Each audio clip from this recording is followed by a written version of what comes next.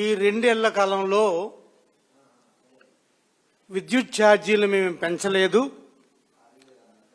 విద్యుత్ ఛార్జీలు తగ్గించామని చెప్పి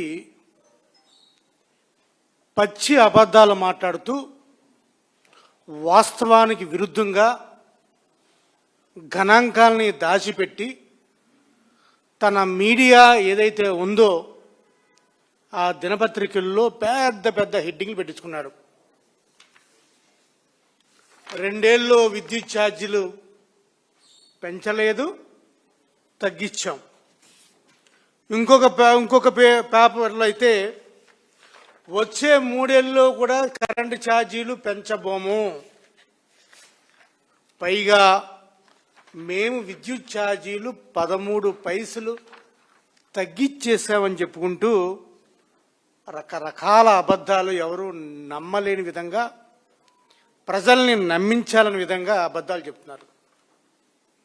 ఈరోజు మంత్రి గారి స్టేట్మెంట్ ఏదైతే ప్రగతి నివేదిక అని పెట్టారో ఇది ప్రగతి నివేదిక కాదు, ఇది అబద్ధాల పోస్టర్గా వైఎస్ఆర్ కాంగ్రెస్ పార్టీ అభివర్ణిస్తుంది, నమ్ముతుంది.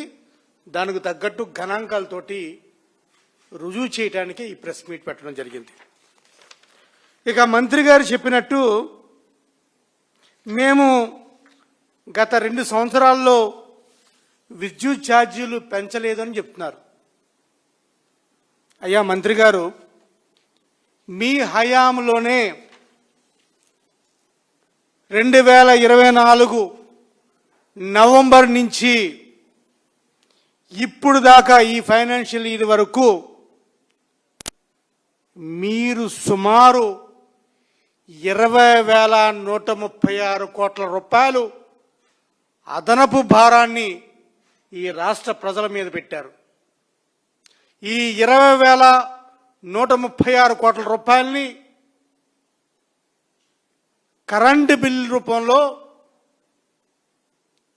అంటే ఛార్జ్ రూపంలో ఏ పేరు పెడితే ఆ పేరు, కాసేపు సర్ఛార్జ్ అని, కాసేపు సర్వీస్ ఛార్జ్ అని, కాసేపు అడ్జస్ట్మెంట్ ఛార్జ్ అని, ఇలా రకరకాలుగా కరెంటు ఛార్జీల్ని 20,136 కోట్ల రూపాయలని పెంచిన మాట వాస్తవం కాదా?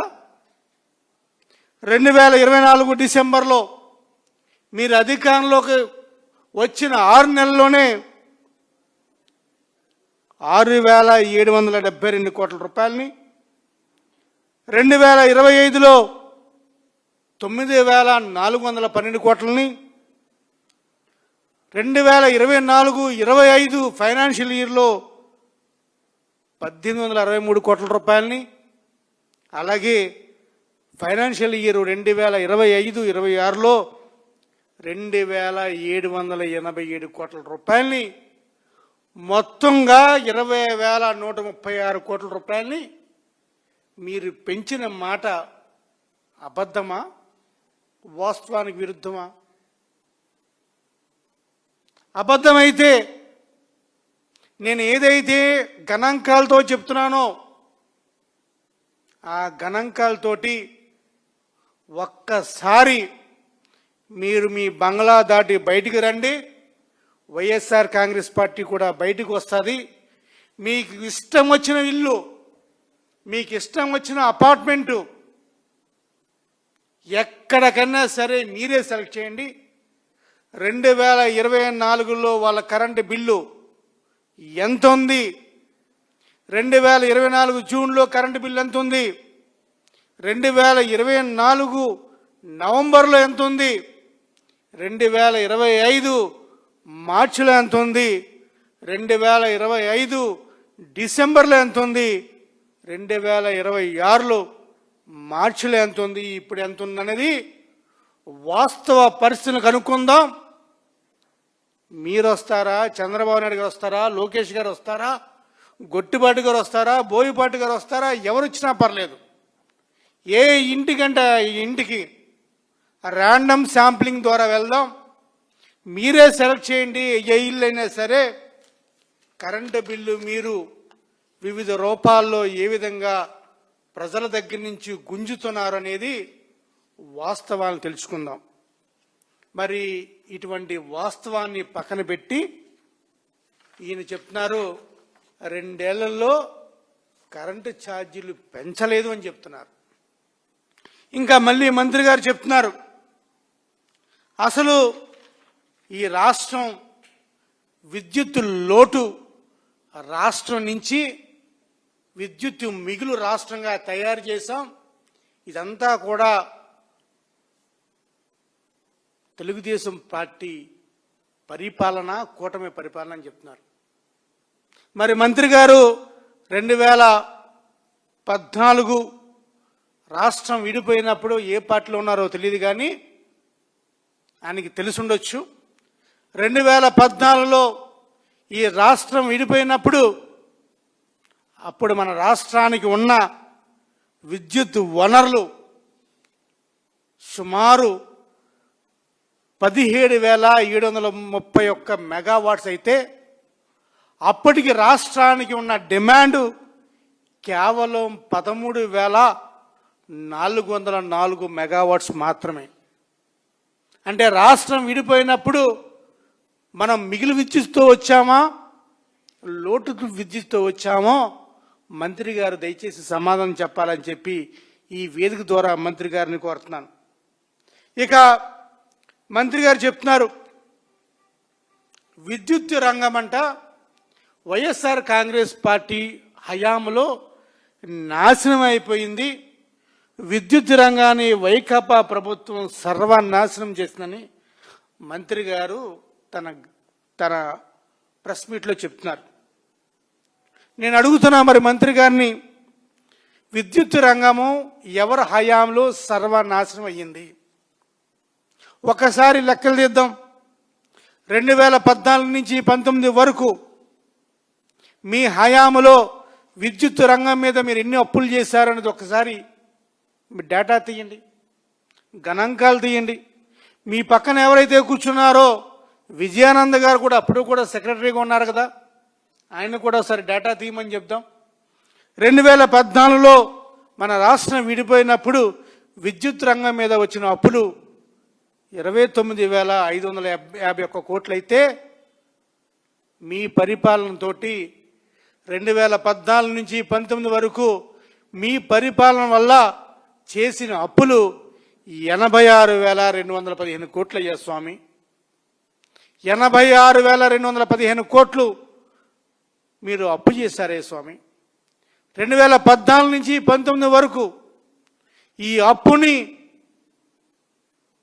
సిఏజిఆర్ ద్వారా పోలిస్తే 24% అప్పులు చేశారు స్వామి మీరు విద్యుత్ రంగం మీద. మరి 2019 నుంచి 24 వరకు వైఎస్ఆర్ కాంగ్రెస్ పార్టీ హయాంలో మేం చేసిన అప్పులు కేవలం 7.65% మాత్రమే.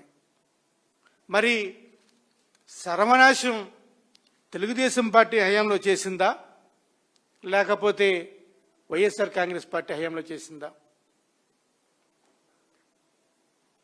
ప్రభుత్వం వచ్చి 2 సంవత్సరాలలోనే 20,000 కోట్ల రూపాయలు అప్పు చేసిన తెలుగుదేశం ప్రభుత్వం ఉంది.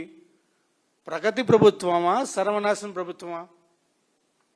మరి అదేవిధంగా ఈయన చెప్తున్నారు ప్రెస్ మీట్లో, డిస్కామ్ని నాశనం చేసేశారు అని చెప్తా వచ్చారు. వైఎస్ఆర్ కాంగ్రెస్ పార్టీ డిస్కామ్ని నాశనం చేసిందంట. అది కూడా తీద్దాం. 2014-19లో మీరు డిస్కామ్స్కి ఇచ్చిన సబ్సిడీ ఎంత, ఫైనాన్షియల్ ఇన్సెంటివ్స్ ఎంత?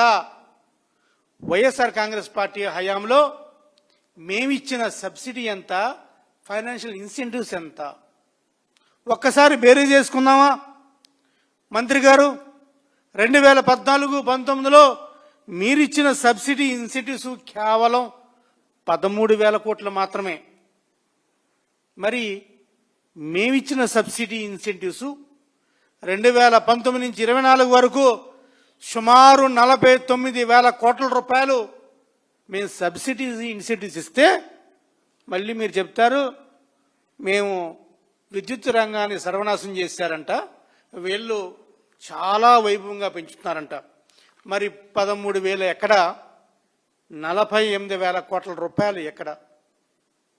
అంటే 13,000 కోట్ల రూపాయలని బాగా చేశారని చెప్తుంటే మరి 48,000 కోట్ల రూపాయల సబ్సిడీ ఇన్సెంటివ్ ఇచ్చిన వైఎస్ఆర్ కాంగ్రెస్ పార్టీని ఏమన్నారేమో మరి మంత్రి గారు ఒక్కసారి ఆలోచించుకొని చెప్పాలని ఈ సభాపూర్వకంగా చెప్తున్నాను.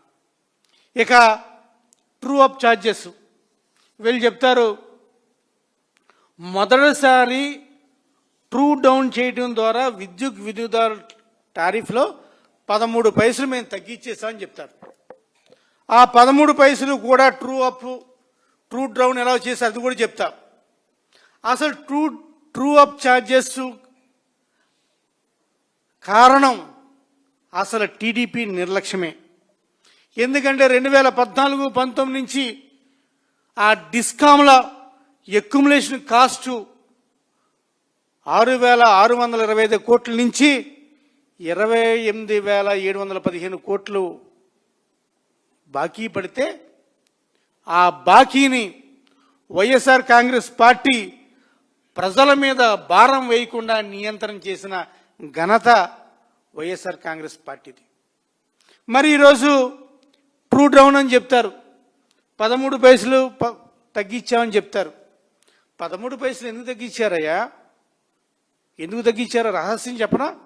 మరి మంత్రి గారు ఆ రహస్యం కూడా చెప్తే బాగుండు. ఆ 13 పైసలు ఎందుకు తగ్గించవలసి వచ్చింది, ఎందుకు తగ్గించారనేది.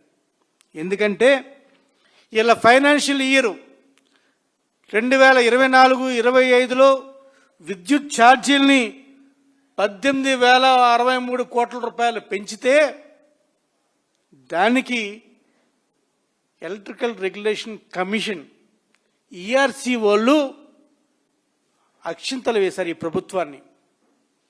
మీరు ప్రజలకు ఎక్కువ ఫీజులు వసూలు చేస్తున్నారు, ఆంక్షలను విధిస్తే ఈఆర్సీ వాళ్ళు ఆంక్షలు పెట్టి అక్షింతలు వేస్తే తప్పని పరిస్థితుల్లో ఈ రాష్ట్ర ప్రభుత్వం మళ్ళీ 923 కోట్ల రూపాయలు వెనక్కి ఇవ్వాల్సిందే అని ఈఆర్సీ అక్షింతలు పెడితే ఆ 923 కోట్ల రూపాయలని అడ్జస్ట్ చేయడం కోసం 13 పైసలు తగ్గించడం జరిగింది.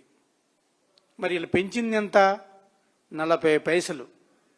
మరి దాన్ని కూడా వీళ్ళైతే ట్రూ డౌన్ చేశారంటున్నారు. మరి రాష్ట్రంలో ఎక్కడా కూడా ఇటువంటి సంఘటన లేదు. ఒక ఈఆర్సీ కమిషను రాష్ట్ర ప్రభుత్వాన్ని అక్షింతలు వేసి మీరు మళ్ళీ వెనక్కి కట్టండి రా అని చెప్పి ఎవరో కూడా ఇప్పుడు కూడా ఈ రాష్ట్ర ప్రభుత్వానికి ఇప్పుడు అందలేదు. మొదటిసారి ఆ ఘనత చంద్రబాబు నాయుడు గారికి కూటమి ప్రభుత్వానికి వచ్చింది. మరి అది కూడా ఒకసారి మంత్రి గారు తెలుసుకుంటే బాగుండు అని మీ ద్వారా విజ్ఞప్తి చేస్తున్నాను.